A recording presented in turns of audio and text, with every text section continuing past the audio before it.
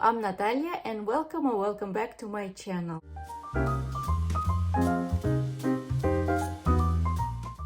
As the winter holidays are over and winter sale is in a full swing, January and February are usually the coldest months of the year. If you don't have a puffer coat, it's probably the best time to look for it. And let me share some tips and tricks of choosing your right puffer coat, which will be warm enough, which will make you feel stylish wearing it, and which will last you for years. 4 feet on the stripes in the Alabama highway. First thing that you should have in mind while looking for a puffer coat is the climate you live in. Is it like below 0 Fahrenheit? Or is it very mild European style winter? Then style of life. Are you driving most of the time? Or are you using public transportation and you are like waiting for a bus for like 20 minutes? Or maybe you like to walk a lot or hike even in winter, or take your kiddos out for long walks. Or maybe you like to walk with your dog.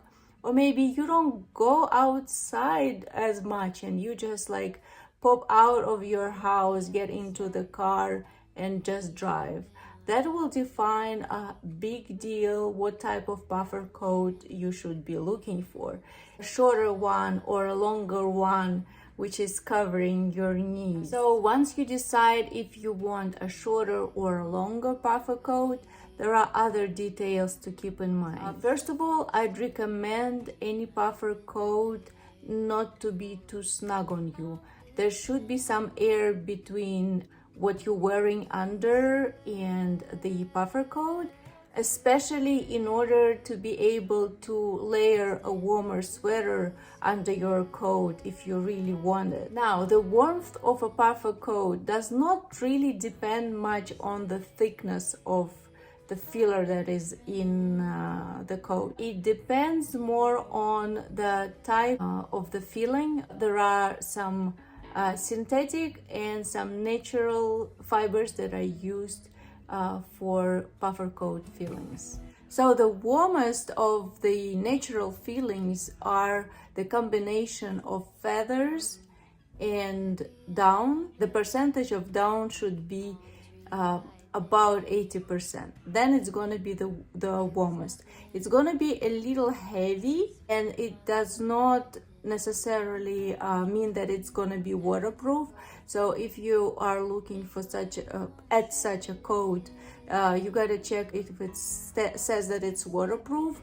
And they are the most expensive out of other natural fillings, but they are really warm. Among the polyester, nylon, some artificial synthetic fillers, the warmest considered to be Thinsulate, which was created for astronauts. It's not as heavy, it's long lasting, it's waterproof by nature. So if you're looking for something really warm to invest, that's gonna be the one. The companies that produce puffer coats are usually stating till what temperature in winter they guarantee that you're gonna be warm wearing this coat. For example, 15 degrees Fahrenheit, which is about more or less minus 10 Celsius or so. But you gotta remember that the cold or warmth perception is a very personal, subjective thing, as well as in different climates. We kind of experience the same temperatures slightly differently. For example, 14 degrees Fahrenheit will feel much warmer if you are in a very quiet, sunny place, even if it's snow, like if there is snow on the ground. Then if it's windy, like with the wind, it will feel much colder.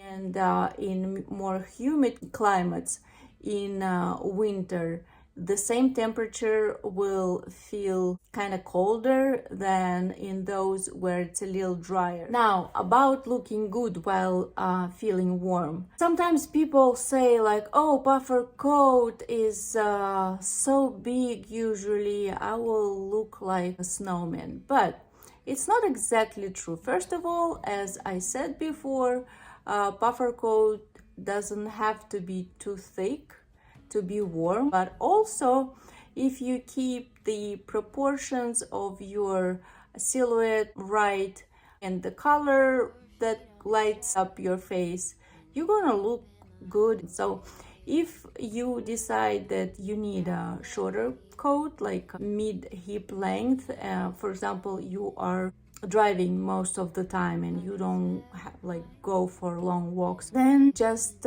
see that it's not too puffy, not too thick, unless you're very, very tall and very, very slim, and you can add some volume to your upper body. Also, if you, for example, have very wide shoulders, I don't recommend choosing a silhouette puffer coat. If it's a longer coat, it will make you look very big and wide, but a longer puffer coat with a belt will look fine, or just a straight, not very thick puffer coat will look awesome as well. Now, if there is a puffer coat that you absolutely love, but it doesn't really light up or freshen up the look of your face when you're wearing it, just remember that there are such things like scarves and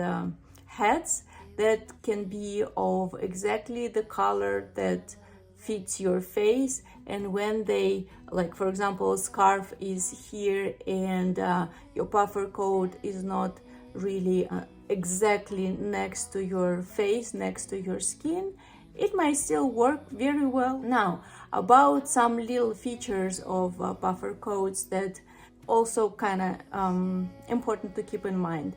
So if you are working in an office and your corporate dress code is not too strict, so you're allowed to wear a puffer coat, but you want to be looking a little more smart, you can check if this puffer coat, a longer puffer coat or even a shorter puffer coat, has the option of taking the hood off, which normally is a trait of a more casual outfit, the hood.